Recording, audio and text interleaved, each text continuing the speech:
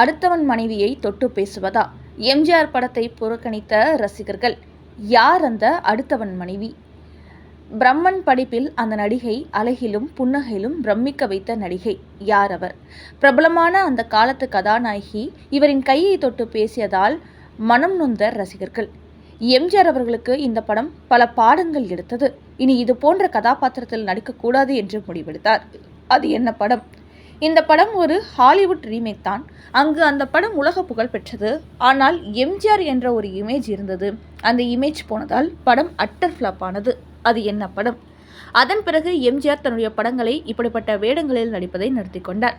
பல வருடங்களுக்கு பிறகு நீரும் நெருப்பும் என்ற படத்தில் நடித்தார். அந்த படமும் தோல்வியை தழுவியது. அதன் பிறகு நினைத்ததை முடிப்பவன் என்ற படத்தில் அது போன்ற வேடத்தில் நடித்து ஆனால் கிளைமேக்ஸ் காட்சி மாற்றப்பட்டதால் படம் தப்பித்தது. அது என்ன வேடம்? என்ன நடந்தது? வாங்க பார்க்கலாம். எம்ஜிஆர் அவர்கள் எப்பொழுதுமே ஒரு இமேஜ் பார்த்தா நடிப்பார். அடுத்தவன் மனைவியை ஏறெடுத்து பார்க்க மாட்டார். இதற்கு உதாரணம் 1958 வெளிவந்த நாடோடி மன்னன் திரைப்படம். இந்த படத்தில் நாடோடியாக இருக்கும் எம்ஜிஆர் மன்னனின் மனைவியான எம்.என். ராஜத்திடம் பயந்து பயந்து ஒதுங்குவார்.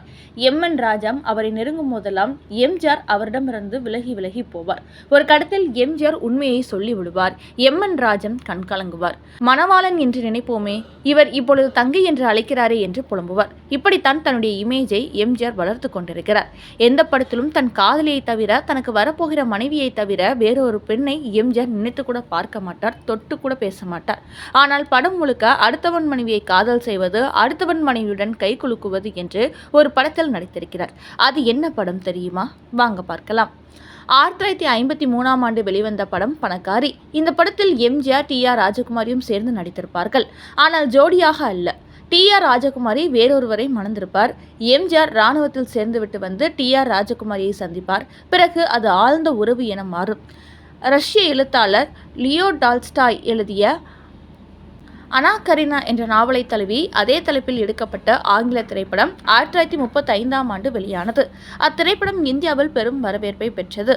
அதனால் முன்னர் சக்கரதாரி திரைப்படத்தை இயக்கிய கே.எஸ். கோபாலகிருஷ்ணன் அன்னா கரீனா கதையை தமிழில் பணக்காரி என்ற பெயரில் இயக்கி வெளியிட்டார். ஆனால் இத்திரைப்படம் வெற்றி பெறவில்லை.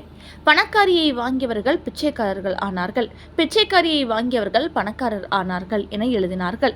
ஏனென்றால் நடிகை பி.எஸ். சரோஜா மலையாளத்தில் நடித்த ஒரு படத்தை தமிழில் டப் செய்து வெளியிட்டார்கள். அந்த படத்தின் பெயர் பிச்சைக்காரி. அது ஓஹோவென ஓடியது. எம்ஜிஆர் நடித்த பணக்காரி படம் ஓடவில்லை. அதனால்தான் அப்பொழுது பத்திரிகைகள் இப்படி எழுதியது. பிச்சைக்காரி ஜெயித்துவிட்டால், பணக்காரி தோற்றுவிட்டால் என்று எழுதினார்கள். அந்த காலத்தின் கனவு கன்னி டி.ஆர். ராஜகுமாரி பணக்காரியில் பிரதான வேடத்தில் நடித்தார்.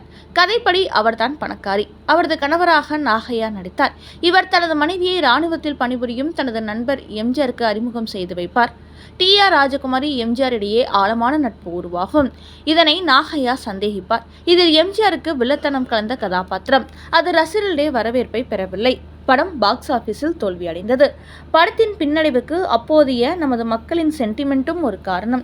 குறிப்பாக நாகையா எம்ஜிஆரை தனது மனைவிக்கு அறிமுகம் செய்து வைக்கையில் டி.ஆர். ராஜகுமாரியும் எம்ஜிஆரும் கைகுலுக்கிக் கொள்வார்கள். கணவன் முன்னிலையில் இன்னொரு ஆணவனுடன் மனைவி கைகுலுக்குவதா என்று அப்பொழுது சர்ச்சை எழுந்தது. இப்பொழுதெல்லாம் கணவன் முன்னே நண்பரை கட்டி தழுவது போன்ற காட்சிகள் சகஜமாகிவிட்டது. ஆனால் அன்றைய சினிமாவில் 1953 இது மிகப்பெரிய விவாதமாக மாறியது. பத்திரிகைகளில் டார்டாராக கிழித்தது. எப்படி கணவன் முன்னால் இன்னொரு ஆடவன் மனைவியாக இருக்கும் பெண்ணை கையை தொட்டு குலுக்கலாம் என்று பத்திரிகைகள் எழுதி தள்ளியது. இது கடுமையான விமர்சனத்தால் பணக்காரி படுதோல்வி அடைந்தது. அது மட்டுமல்ல, இன்னொரு முக்கியமான காட்சியும் படத்தில் இருக்கிறது.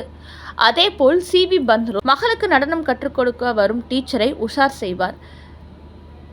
ரெக்கார்டை போட்டு மகளை ரிகர்சல் பார்க்க சொல்லிவிட்டு இருவரும் சரசத்தில் இறங்குவார்கள். அந்த பழுதடைந்த ரெக்கார்ட் திடீரென ஒரே இடத்தில் நின்று மறுபடி ஒரே விஷயத்தை இசைக்க பந்துலுவின் மனைவி ஓடி வருவார். பந்துலுவும் டீச்சரும் கையும் களவுமாக மாட்டிக்கொள்வார்கள். இதனை ரசனை குறைவான காட்சி என பத்திரிகைகள் கண்டித்தன. இப்படி அன்றைய ரசிகர்களின் மனநிலைக்கு மாறாக இருந்ததால் பணக்காரி படம் ஃப்ளாப் ஆனது. எம்ஜிஆரின் அந்த முடிவை மாற்றிய படம் இதுதான். எம்ஜிஆர் திரைப்படங்களில் நடிக்க தொடங்கிய ஆரம்ப காலகட்டங்களில் சில படங்களில் வில்லனாக நடித்திருக்கிறார் என்பது ரசிகர்களுக்கு தெரிந்ததுதான். அப்படி அவர் வில்லனாக நடித்த படங்களில் ஒன்று பணக்காரி. இந்த படத்துக்கு பிறகுதான் எம்ஜிஆர் அந்த அதிரடி முடிவை எடுத்தார்.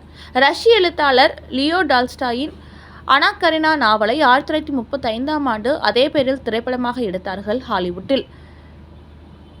கிளாரன்ஸ் பிரான் இயக்கத்தில் உருவான இந்த படத்தில் பிரபல நடிகை கிரெட்டா கார்போ அனாகரினாவாக நடித்திருப்பார். அவர் கணவராக ஃப்ரெட்ரிக் மார்ச் நடித்திருப்பார்.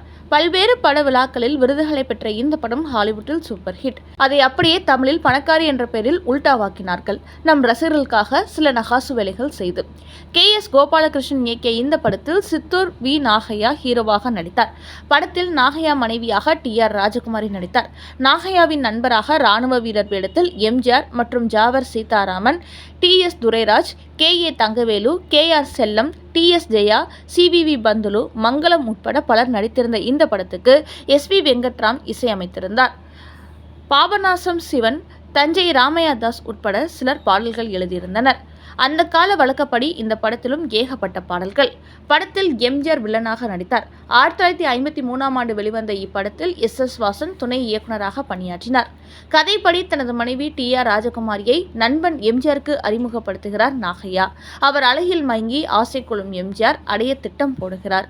அதற்காக கணவன் மனைவியை பிரித்து ராஜகுமாரியை அடைய நினைக்கிறார். அது நடந்ததா? அதற்காக என்ன மாதிரியான விலையை MGR கொடுக்கிறார் என்பதுதான் படத்தின் கதை. பயங்கர எதிர்பார்ப்போடு ரிலீஸ் ஆன படம் அட்டர் ஃப்ளாப் ஆனது. அதற்கு சொல்லப்பட்ட காரணங்களில் ஒன்று, அழகான MGR இன்னொரு மனைவியை அடைவதா? நடித்ததை மக்கள் ஏற்றுக்கொள்ளவில்லை என்பது. இந்த விஷயம் தெரிய வந்த பிறகுதான் MGR அந்த முடிவை எடுத்தார். அது இனி வில்லனாக நடிப்பது இல்லை என்று. இந்த படம் ரிலீஸ்க்கு 2 வருடங்களுக்கு முன் பிச்சைக்காரி என்ற படம் வெளியாகி சூப்பர் ஹிட் ஆனது. அதனால் பிச்சைக்காரியை வாங்கிய விநியோகஸ்தர்கள் எல்லாம் பணக்காரர்கள் ஆகிட்டாங்க, பணக்காரர்கள் வாங்கிய எல்லாம் பிச்சைக்காரன் ஆகிட்டாங்க என்று அப்பொழுது கிண்டலாக பேசுவது உண்டு. அதன் பிறகு TR ராஜகுமாரியுடன் குலே பகாவலி படத்தில் ஜோடியாக நடித்த பிறகு ஜோடியாக இருவரும் சேர்ந்து நடிக்கவில்லை, அக்காவாக அம்மாவாக நடித்திருக்கிறார்கள். அப்பொழுது பத்திரிகைகள் எழுதியது, மக்கள் திலகமும் மாய கண்ணழகியும் சேர்ந்து நடித்த படம் படுதோல்வி அடைந்தது என்று.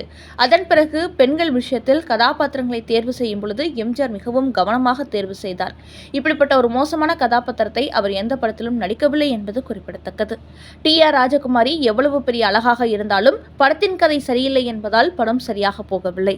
அதன் பிறகு MGR குலே பகாவலி என்ற படத்தில் 3 கதாநாயகிகள் ஒருவரான TR ராஜகுமாரியுடன் ஜோடியாக நடித்தார். அதன் பிறகு எந்த படத்திலும் தனியாக கதாநாயகியாக அவர் நடிக்கவில்லை என்பது குறிப்பிடத்தக்கது. இந்த படம் வெற்றி பெற்றிருந்தால் இவர்கள் இன்னும் ஒரு 10 படமாவது சேர்ந்து நடித்திருப்பார்கள். படத்தின் கதை மோசமாக இருந்ததால் படம் மோசமான தோல்வியை கொடுத்தது. MGR வில்லனாக நடித்த முதல் படமும் கடைசி படமும் இதுதான்.